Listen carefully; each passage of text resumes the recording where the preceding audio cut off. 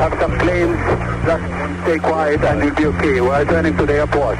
That we can't breathe? I don't know. I think we're getting hijacked. All of this was brought upon us in a single day, and night fell on a different world, a world where freedom itself is under attack.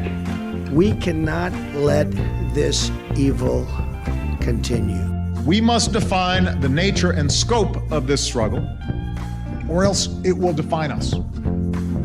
Thanks for listening to the fourth episode of this special series of Warpod, Reckoning with 9/11, with support from Friedrich Ebert Stiftung. Looking back 20 years on at the impacts of 9/11 across the world, we will look at the conflicts that emerged in response, the legal and security reforms that changed people's lives and societies, the impacts on our culture and our politics. We will hear from people who have experienced the ripple effects, as well as experts who documented and analysed them. Episode 3 looked at overreach in Iraq and its consequences. This fourth episode looks at two countries that became key battlegrounds in the global war on terror, Somalia and Yemen. Welcome back to Reckoning with 9/11. I am Delina Goxho. And I'm Larry Attree. When 9/11 happened, Yemen's ruler, Ali Abdullah Saleh, had a decision to make. Although there'd been some violence and divisions under his tenure, Saleh had been in power for 23 years. He famously saw the task of governing Yemen as dancing on the heads of snakes, staving off the power of rivals, putting relatives and allies into key posts, keeping everyone in check, and never letting anyone rear up and pose a threat. Saleh had opposed the first Gulf War, and this annoyed Saudi Arabia, who threw out 800,000 Yemenis, mostly migrant workers. So when Bush told the world, "You are either with us or against us," Saleh knew he'd been put on notice. Yes, because one of al-Qaeda's most provocative acts before 9/11 had been to bomb the USS Cole in the port of Aden, in the south of Yemen. And this time, Saleh decided to align with America and the coming fight against al-Qaeda in his country. And Yemen became, at least overtly, a US ally in the war on terror. Fast forward to today, Yemen has been at war since 2014 and facing one of the world's worst humanitarian emergencies. And how it got to this point is deeply connected to 9/11 and what came in its wake. Reckoning with 9/11. Joining us to explore what happened are Iona Craig, an investigative journalist focused on Yemen and the neighborhood and a past winner of the Orwell Prize for Journalism, and Yemeni peace builder and Saferworld's country director for Yemen, Awfa Alnami. Yes, so Awfa, can you start us off by telling us a little bit about what life was like in Yemen under Saleh's rule in those early years of the new millennium? It was a period of change. It was a period of a lot of anger, a lot of contempt to the authorities, to other nations. The feeling inside Yemen was a lot of uncertainty, especially after the unification war in 1994, when it paved the way to more grievance in the south and also the rebellion in the north with Ansar Allah or the Houthis movement. And there's also the Afghan war with a lot of fighters coming back to Yemen.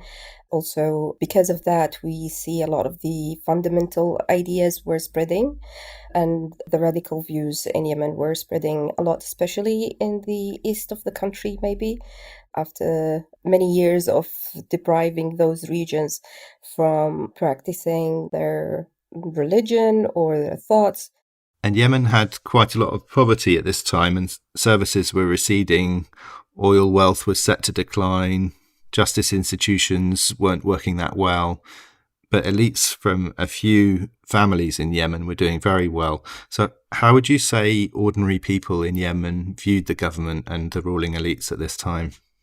There was a say, if you're not getting rich in this period, you'll never get rich. The level of corruption was really bad. As you said, only a few had the access to the resources, and they were manipulating everything, all the scene, the political, the economic scene, and even sometimes the religious scene as well. Even with that, there was a hope in the politician or the political process. Many parties were trying to voice up all the objections, all the opposition to what was going on. And Frankly, we had faith that this might be okay, but no, at the end, it was much more to be handled by only faith or hope. So this gives us a great sense of the overall context. Thank you, Awfa. Iona, when it comes to Al-Qaeda, what was the actual threat the organization posed in Yemen in the years after 9/11? Well, I think we probably have to go back a little bit to kind of explain maybe where Al-Qaeda came from in Yemen. And in that respect, it was born out of Yemenis and men who went to fight in Afghanistan with the Mujahideen, and the Yemeni government paid for their flights and gave them money to go and fight against the Soviets in Afghanistan. When that battle was essentially over, they returned. Ali Abdullah Saleh then really co-opted them to fight against the socialists in the south, or what were referred to as the godless communists. And then a lot of them were sort of brought into the fold, if you like, and were given jobs within the government. But the more militant of the Afghan veterans who couldn't be brought into the fold, there was then the formation of what was called the Islamic Jihad movement. And they were really the first militant formal Islamist group in Yemen, with ties and sort of personal connections to Osama bin Laden and Al-Qaeda in Afghanistan.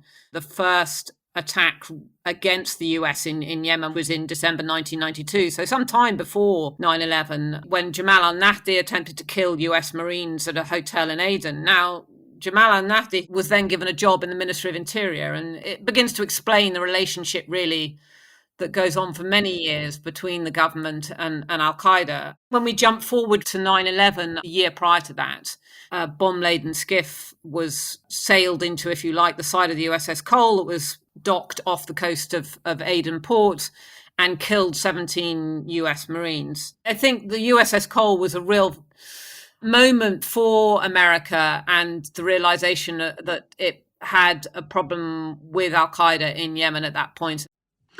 Can you tell us more about the US reaction to the USS Cole, but also what happened after that? What happened after that was there was a sort of knee-jerk reaction from the Saleh government. So several hundred of the jihadists were rounded up and all accused of being involved in the USS Cole. But it's slightly ridiculous to think that there were 200 people involved in that attack. It was then really a question of the US throwing money at the problem, and that resulted in a $400 million aid budget, mostly military, being signed with Yemen in November 2001 after the September 11th attacks. There was a building of bases up in the north outside Sana'a to do training of counterterrorism troops that helped with the formation of the National Security Bureau, Yemen's biggest or most secretive security and intelligence agency.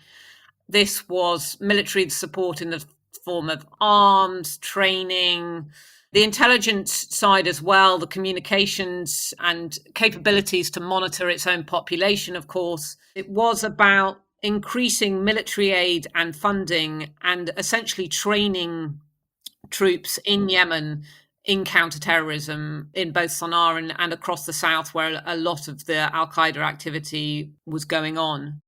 Yeah, so let's go deeper into this. The assistance being provided wasn't necessarily being used for the purpose that the US intended.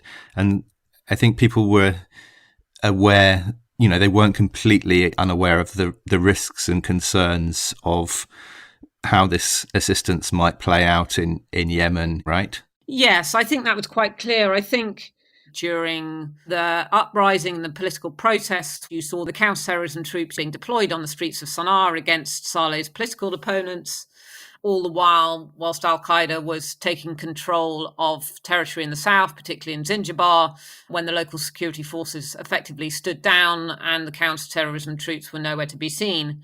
But I think there was other ways that it was more subtle. I mean, we look at the drone strike in May 2010 of Jabbar Shabwani, who was the deputy governor of Marib, who was killed erroneously, as it later turned out, in a US drone strike.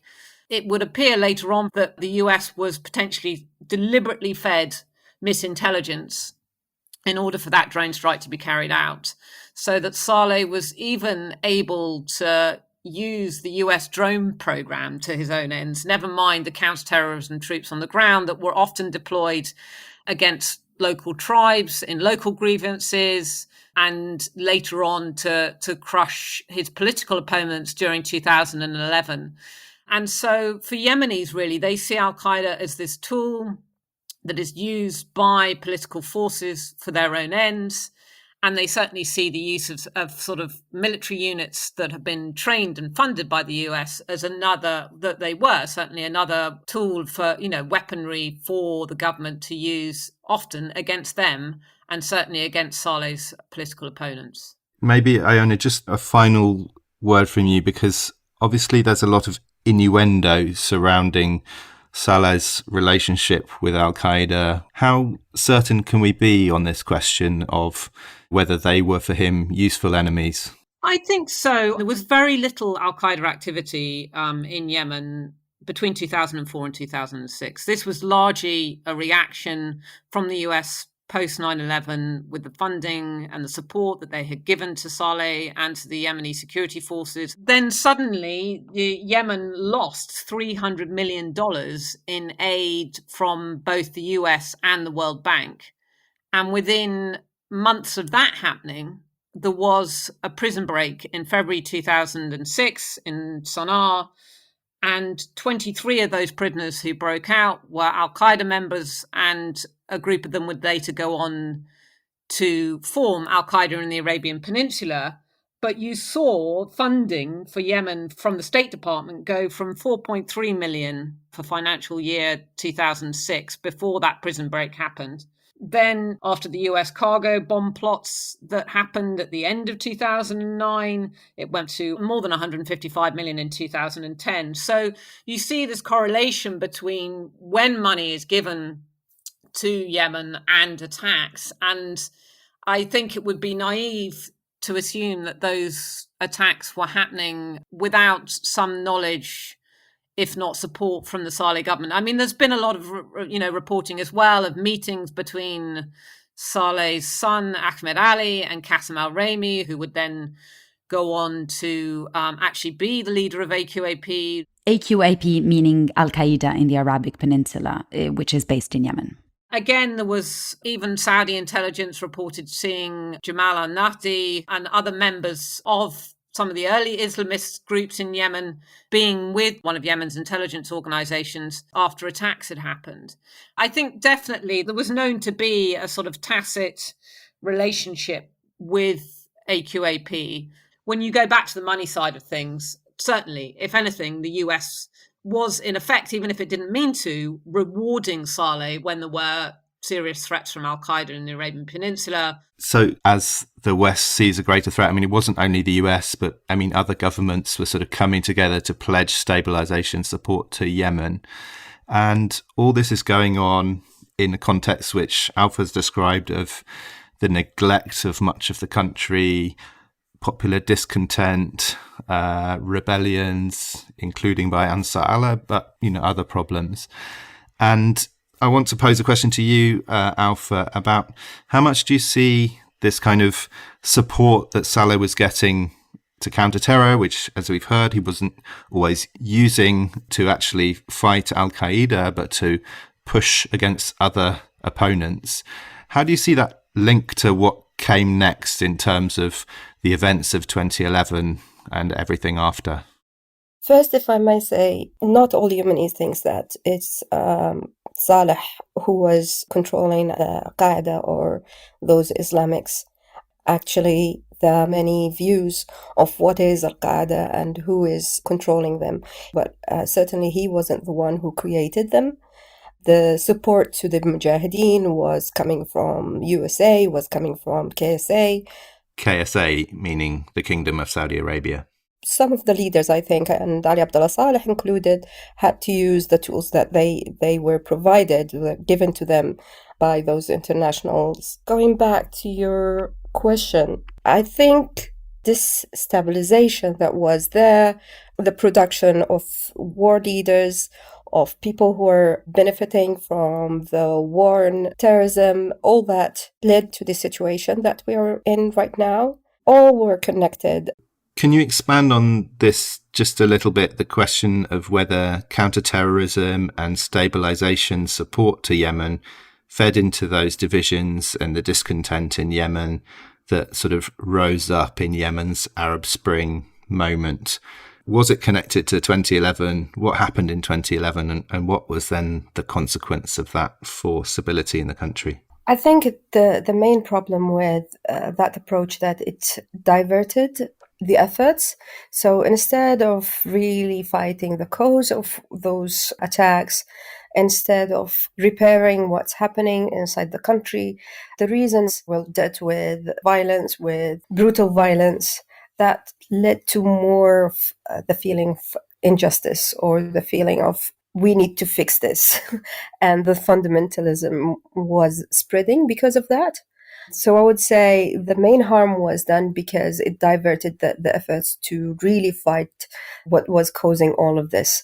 And we see that in 2011 when it was all about taking out the regime. It was all about people, Ali Abdullah Saleh or this guy or that guy, not really seeing how can we fix this by mobilizing the institutions that we have, the democracy that we were building. I would say it really made a big hit to the democracy process in Yemen because it created all these monsters.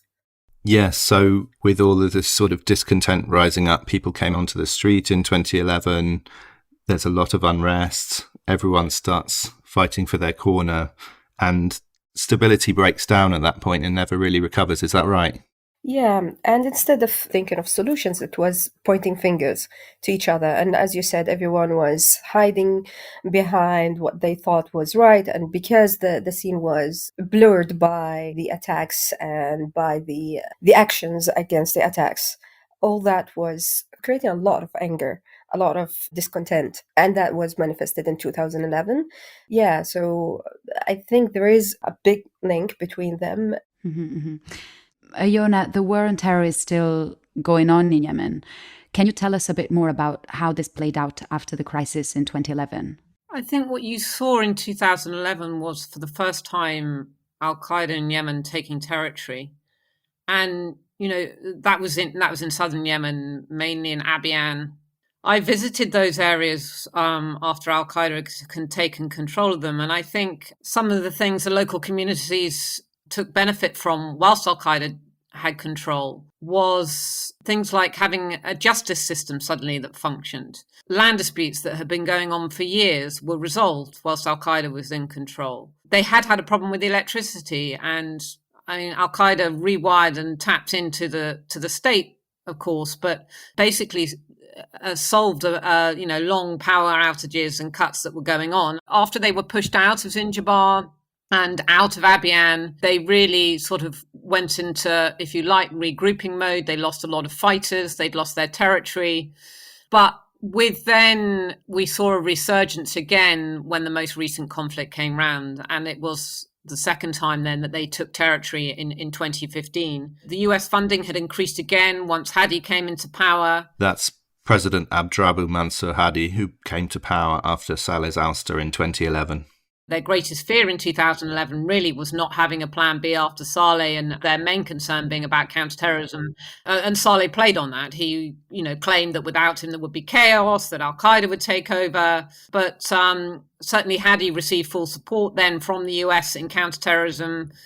We saw a continuation of the drone program under the Obama administration, but we then saw really a kind of resurgence of Al-Qaeda's capabilities in 2015 when they took control of Mukalla. Now, certainly in Mukalla, some of the local tribes tried to fight Al-Qaeda and stop them from taking over the city. And, they told me when I met them that they were prevented from doing so by government troops who stood in their way and stopped them from fighting Al-Qaeda out from the city. And Al-Qaeda took control of Mukalla. They definitely made more money in that time through the oil smuggling business than they had done in their entire existence.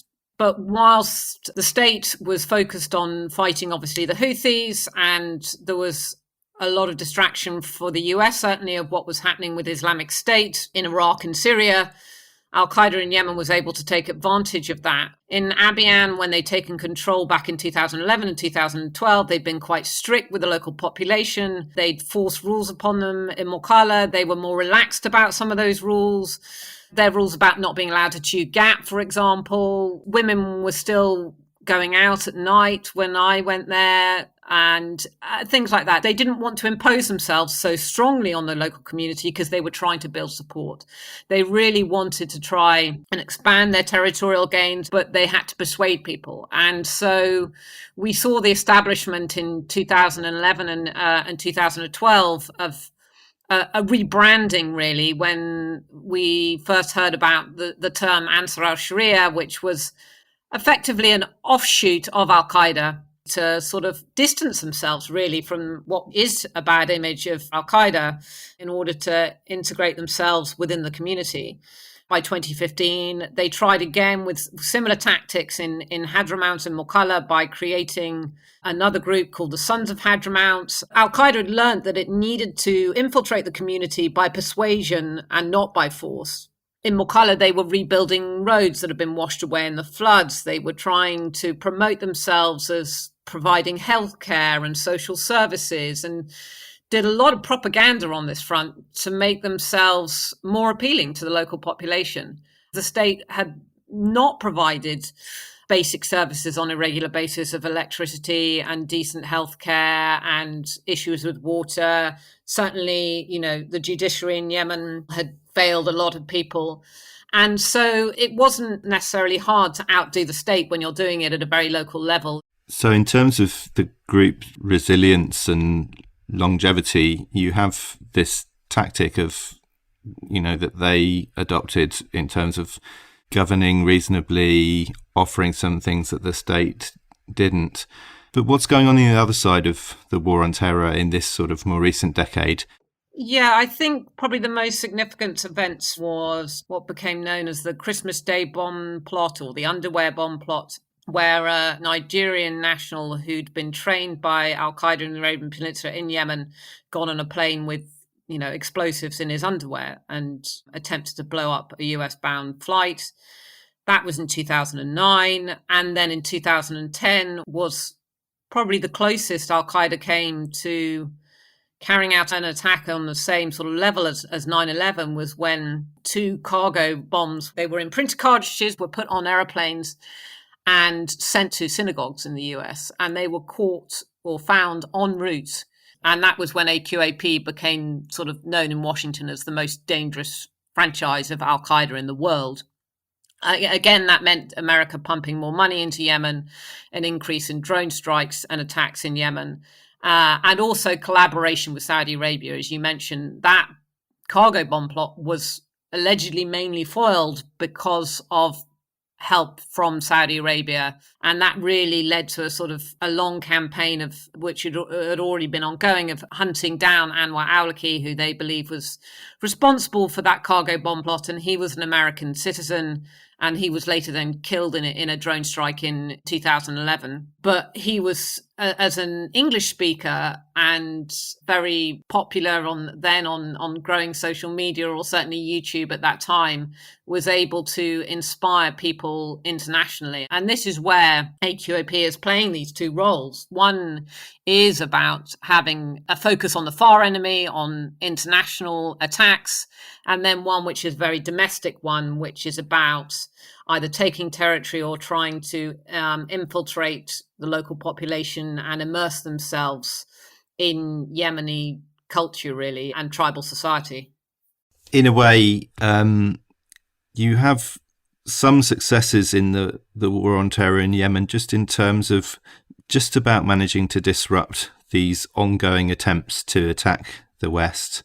But then we've also sort of heard a picture of counterproductive effects in terms of offering the kind of support that didn't help Yemen to overcome governance problems and maybe worsen state-society relations, that ties into some of the instability that the country's still wrestling with today. Do you see there as being a better way to support Yemen to get out of instability? And would that involve a change in the counter-terror thinking that has been so dominant for the last 20 years? I think the KSA has opened Pandora books in Yemen with the way they handle the crisis in Yemen or the way they handle the terrorism in Yemen. What kind of things that Yemen needs now? Maybe not totally leaving the Yemenis alone now in the mess that was originally created by the help of the internationals as well as Yemenis, but determining the right interference, what kind of support the Yemenis will need right now. And most of the support that we need is in thinking of the ways to fight this kind of problems that we're seeing. Thanks, Awfa. What about you, Iona? Yes, I think there has to be a better way because there can't be a worse way in some respects. Over the years, the US focus has just been on counterterrorism at the detriment to everything else. And that has really meant empowering a very centralized government, a corrupt system, and propping up authoritarian rule and a dictatorship. In the form of Yemen's current war as well, we see the focus on a solution being centralized again, a deal between the Yemeni government and the Houthis, when really I think for anybody who's spent a small amount of time focused on Yemen can see that that's not going to solve either the conflict most immediately, but the long-term problems that led to the war when it started really in 2014. There's governing issues over federalism that need to be addressed, and I think that has to be part of the early stages of any kind of peace or political process, because that's one of the real underlying issues is over, the structures of governance in Yemen. And that goes back to this whole idea of the US consistently propping up a centralized government and authoritarian rule because it suits their own ends. And I think in that respect, there should be a lot more focus on much more localized efforts, both in the counterterrorism. A lot of the time, it's tribal leaders and local communities that are trying to isolate Al-Qaeda or trying to prevent them from infiltrating their local communities. They're doing that without any support whatsoever. That's a non-armed struggle that really needs to be supported if you're able to build at a local level on local resolutions and local ceasefires. It's about the nuances of all of this rather than simplifying everything that we're so quick to do. That's where you're going to get more success and more stability, is from working within local communities and in local groups in a non-armed struggle. Thank you both very much indeed for explaining so clearly this complicated story of how the war on terror touched on Yemen and is still touching it today. Reckoning with 9/11. The story of Yemen is again really sobering. So what do we take away from this? Well, firstly, by making the terror threat the biggest focus of their strategy, Western governments failed to take Yemen on its own terms. They didn't realise that the way ruling elites were treating people and the risk of public anger spilling into chaos was a much bigger threat in the end. One thing that also really fed into public anger at both the government and its backers were all the drone and missile strikes killing civilians. And we didn't cover this in detail, but we know that operations to oust Al-Qaeda in parts of Yemen like Abyan were often brutal and inflicted a lot of suffering on civilians. So overall, this counter-terror help Yemen got supported the wrong people to do the wrong things.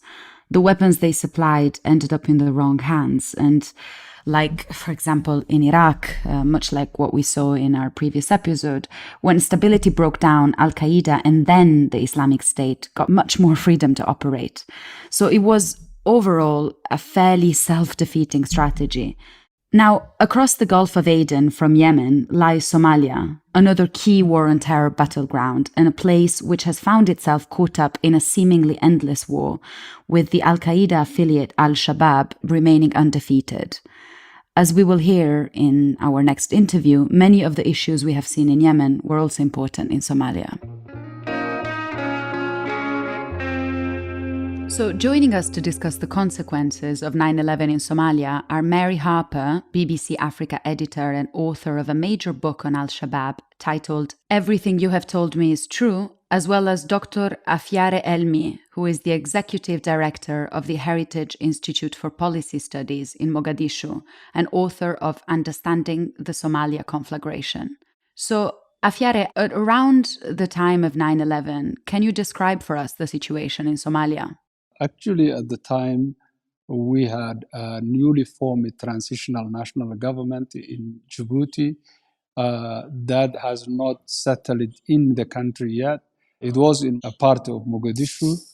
Also, at the time, there were a number of faction leaders that controlled different parts of the country. Somaliland has already seceded, and the administration in Somaliland was doing well, I could say. And then Puntland was just formed as well. Basically, there was no overarching authority in Somalia at the time. The negotiations of the state formation were at the embryonic stage. Mm-hmm.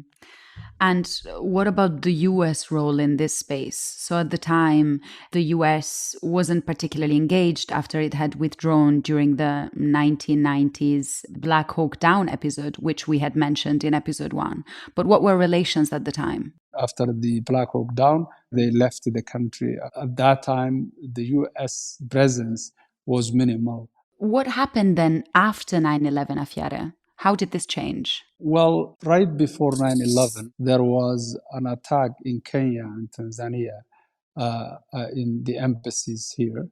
And at that time, Americans, for some reason, figured out that people who were involved just fled to Somalia.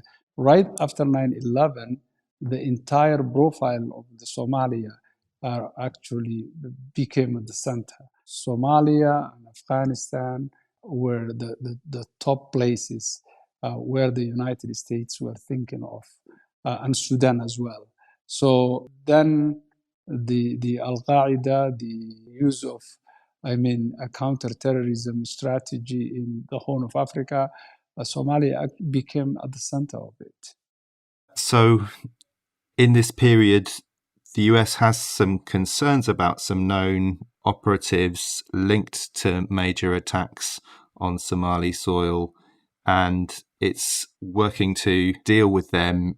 But then from, say, 2006, 2007, war on terror really becomes a bigger part of Somalia's story.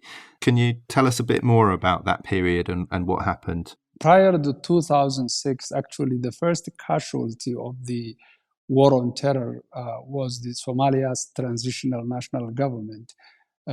Because at the time, the US just started to ignore and engage whoever was willing partner on the side of Somalia as a whole, whether that person is a faction leader or someone close to them.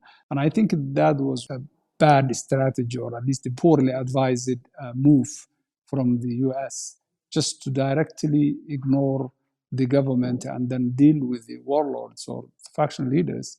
I think that has fastened the process of that government to fail. And irony here is that right after the powerful force emerged at the UIC or the courts, then the US had no choice but to use the government that it ignored earlier, and Ethiopian invasion. So this is the emergence of the Union of Islamic Courts that came into power in Somalia. Can you just tell us that story a little bit and what happened as a consequence? Well, the Union of Islamic Courts emerged. I mean, if you really want to understand the Islamic courts, you have to go beyond the Islamists and Al-Shabaab and all of these things. Islamic courts began as early as 1990s when Somalis were fleeing. In 1991, some of the religious leaders brought together young men to protect fleeing civilians. That court was called Horset. That didn't work well. Soon, the faction leader, General Aidid, actually crushed them. And right after that, again, the courts emerged in northern Mogadishu. Again, Ali Mahdi Muhammad crushed them. And then they re-emerged in Gedo and other parts of the southern Somalia. Again, the Ethiopians came and crushed them. Another time, Islamic courts re-emerged in late 1990s in Mogadishu, the southern part, all the way to Merka, another part, and even Hiran and Baidava. So, I mean, this was a movement that was aimed at securing the neighborhoods. It didn't have any political agenda, and it was supported by the local merchants early on. So if you put it that way, that was actually an indigenous movement that was trying to fill the vacuum that the state left. However, Al-Shabaab at the time was non-existent entity, or even if they existed, nobody knew about it. Nobody knew them as Al-Qaeda, and they were very small. The American approach, or the counterterrorism, engaged warlords who tried to hunt or attack these Al-Shabaab members, or even anybody they didn't like. And then they started overreaching and targeting and taking some legitimate ulama to the American base in Djibouti. And that actually initially created or triggered the popular reaction against the 9 faction leaders that the US was engaging at the time. So the overwhelming majority of the Islamic courts had nothing to do with the political agenda as a whole. They were basically neighborhood security force of some sort. However, once they just got rid of the warlords, the whole landscape changed. And also Al-Shabaab, who were part of that coalition, actually one of many, also became much stronger. So at that time, there is an anti-warlordism. Kick the warlords out, open the port, open the airport, opening the neighborhoods. And all of a sudden, the American, the Ethiopian, the region in general was worried that maybe Al-Shabaab might take over the whole country. So in 2006, we have UICs at least controlling most of southern Somalia, and now willing even to take over the seal of the state. So here you have a bunch of warlords who were benefiting and actually exploiting the counter-terrorism strategy, poorly approached and actually mismanaged the whole thing, and therefore ignited this popular movement. What was interesting here is that by 2006, the United States counter-terrorism went back to the government it ignored in 2004, and then tried to use that government to invite the Ethiopian and Kenyan and others to control Al-Shabaab. And even that was more like self-serving approach. It wasn't really a genuine assistance. And that resulted all the way back to American-supported invasion of the Ethiopians. So I would turn now to Mary, thank you, Afyare, and ask perhaps how all of this fed into the emergence of Al-Shabaab. So Afyare presented some of this, but maybe you have more to add.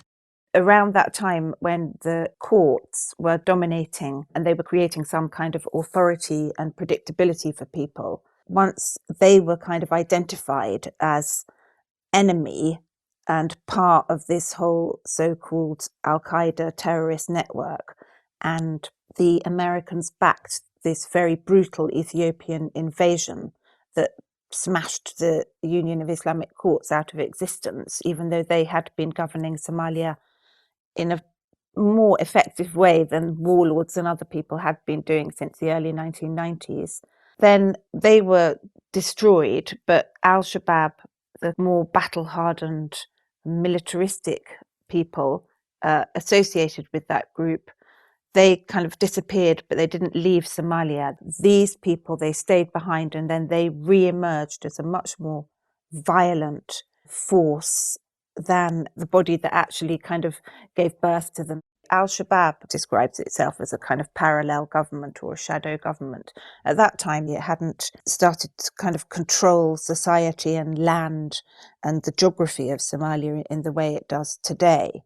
But during that time, you had in Mogadishu these so-called transitional governments very much propped up and funded by the United Nations, the US and others. Many people saw them really as some kind of puppet of the Western international community. When you look at the Ethiopian invasion at the end of 2006, it was very, very intense. It was very brutal. And what it did, Dr. Afyare has already kind of mentioned this, but that did lead actually to a kind of stronger nationalist popular support for groups like Al-Shabaab. Ethiopia has for decades been kind of Somalia's enemy number one. The two countries have fought wars before. So of all countries to come and invade, Ethiopia would be the one that would give rise to the most animosity amongst the Somali populations. What happened then with the military involvement of countries like Kenya, Ethiopia, but also the presence of AMISOM? AMISOM, which is the African Union Intervention Force, that was made up of troops from countries like Uganda, Burundi. Initially, that was almost, Somalis certainly saw them as something of a joke because they weren't at all familiar with the Somali terrain, the Somali way of conducting warfare, and so on. So initially, and also they were, like the Ethiopians, involved in quite a lot of abuse of civilians. So they were not well received at the beginning. But now, as the years have progressed, and AMISOM has been there for such a long time, they have, at least in some places, been able to provide a little bit more security. Maybe Somalis are also used to having them around, but there doesn't seem to be so much kind of open hostility to them, even though they do still occasionally, carry out attacks where civilians are killed or injured or otherwise abuse civilians. So they're still not very popular, but they've kind of learned how to operate in Somalia better than they did at the beginning. It is complicated because initially the agreement in terms of AMISOM was it wouldn't consist of troops from Somalia's neighbours because they have their own interests to protect. The sort of Ethiopian military presence is nothing new in Somalia. And then when you think about Kenya and the way that Kenya sent forces into Somalia after AMISOM was formed, Kenya is also playing its own politics in Somalia. Their military engagement inside Somalia is actually quite counterproductive for building some kind of national unity in Somalia itself because they're too politically involved and they're playing their own games that might well be to the detriment of Somalia's future. Yes, so here we're beginning to touch on the story of how, these powerful external players like the US government, of course, and then Ethiopia and Kenya were trying to wage a war to push back on Al-Shabaab, to liberate territory that it was controlling, and it was in control of quite a large section of the country at its peak in maybe 2011. But then, also empower the government, building its writ beyond Mogadishu, and support stabilization and state building within Somalia. But of course, however powerful those governments are, this is a war that's still going on and, hasn't been a complete success from the external actors' point of view. So why not? What have been some of the challenges in terms of liberating, stabilizing, building the states within Somalia, and what is the situation these days in this ongoing war? There's so many different layers to it, but as Al-Shabaab has been around now for, let's say at least 15 years, it has managed to kind of embed itself within society. It provides education, it provides forms of justice, it has its own kind of irrigation and other development projects. So in some ways, Al-Shabaab, in the areas that it controls and also areas it doesn't control, but it maintains influence, including the capital Mogadishu, it in some ways is acting as the most effective, in some ways, governing body in Somalia to this day. Since 2012, there's been the kind of great fanfare around these internationally recognized governments that are formed in Mogadishu. They're brought about by a process that often involves a lot of money changing hands and a small group of people who end up choosing the members of parliament and the other authority figures. And that slice of Somali power is the one that the United Nations and the US and others like to kind of present as the real authority and they've sort of, in some ways, they've put all their attention on the formations of these Somali federal governments that actually really have very little power or authority. But in terms of power, Somalia now has become a place of regional states where each state has its own regional president and its own regional authorities. The problem is they have big problems with the centre. They gang up against the centre. The centre tries to put its allies, its puppets in as the regional authorities. Each kind of layer of authority that is introduced into the picture of Somalia, it just creates more tension and more conflicts, and also the involvement of places like Kenya and Ethiopia in kind of giving a disproportionate amount of support to some of the state presidents has, in lots of ways, you could argue it's actually made Somalia more unstable rather than solving the instability. It just doesn't seem to have worked very well. Obviously, the external players are a little bit weary now of this long struggle that they've had against al-Shabaab. But for them to be able to leave the country, they would need to be able to hand over to successful and lasting Somali security forces and other institutions. But how have the attempts to build those kind of institutions been going?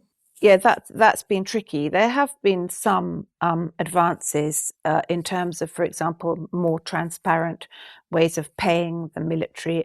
Different sections of the military have been trained by different countries, by the Americans, by the Turks, some by the Emiratis, so on and so on. But at the same time, that also creates problems because you've got these really kind of elite groups trained by different people, not always exactly on the same side. It's kind of become even more splintered than it was before.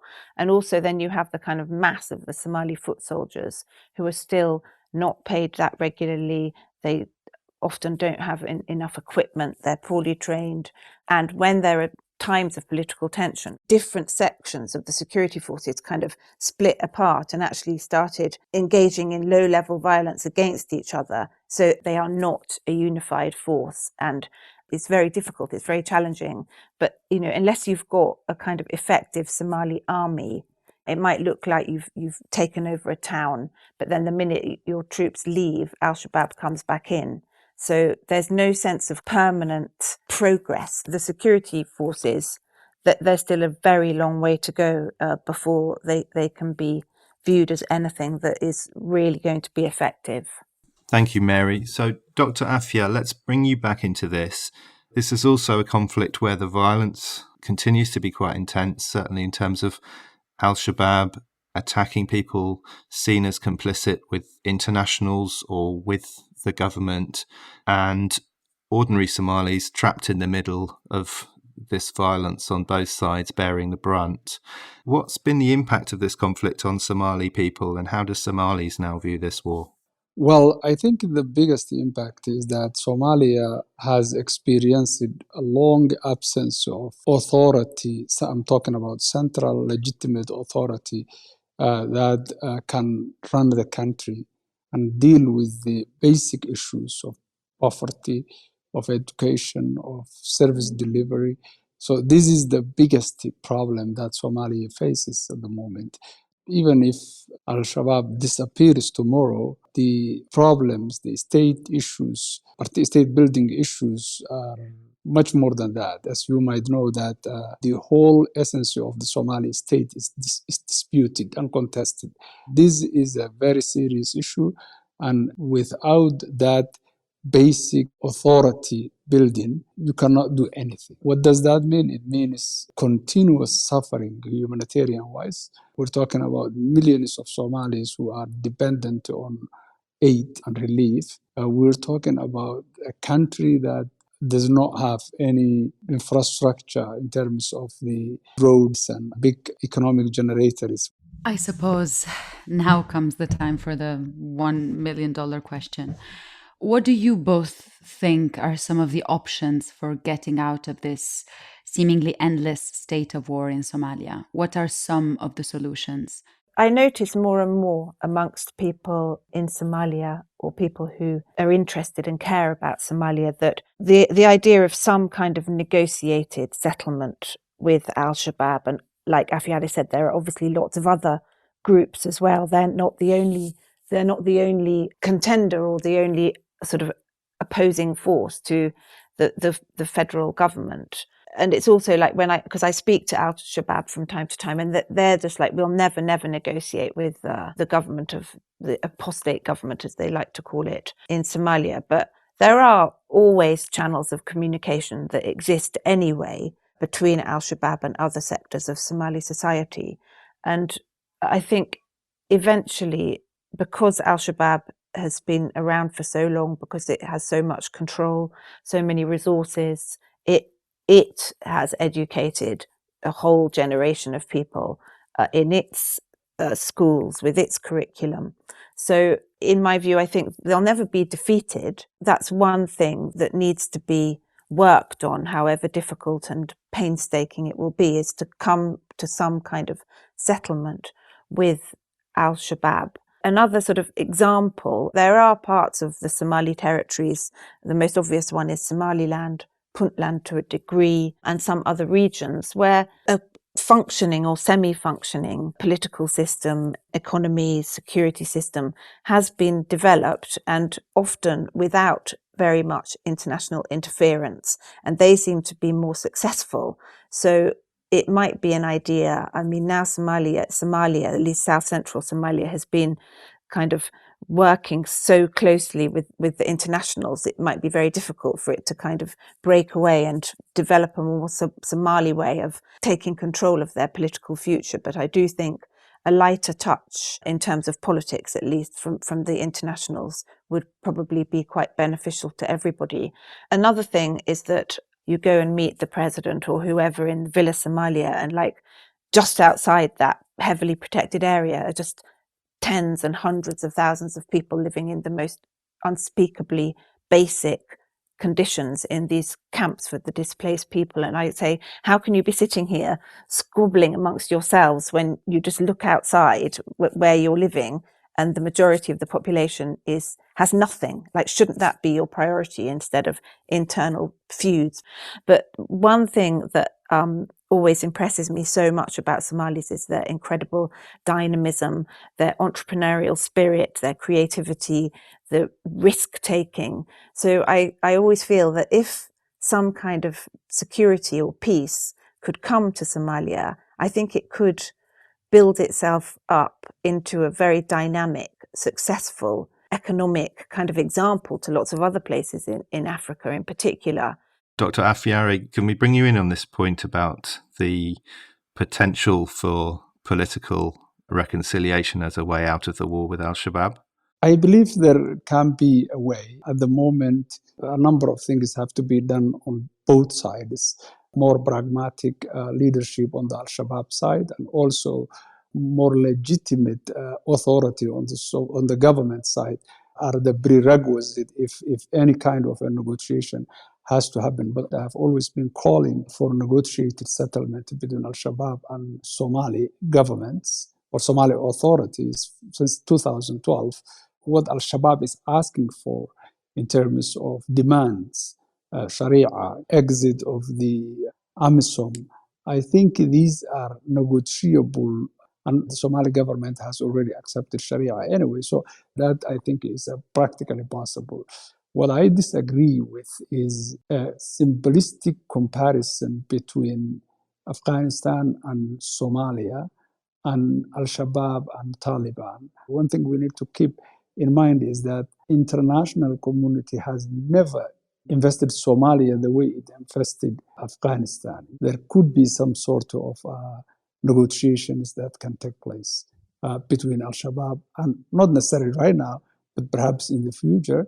And also the state building project can be rejuvenated. We already have Somaliland, which is doing a good job in terms of democracy, in terms of security. We have Puntland. We have also some sectors in the rest of Somalia. These are the places that we can compare to ourselves. Thank you both. It's a very complicated subject, but you've both given us so much insight. Reckoning with 9/11.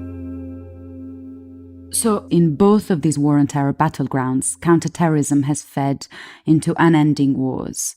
It has worsened the excess of a regime that was highly dysfunctional in Yemen, and it has fed into discontent and repression that then sparked a civil war.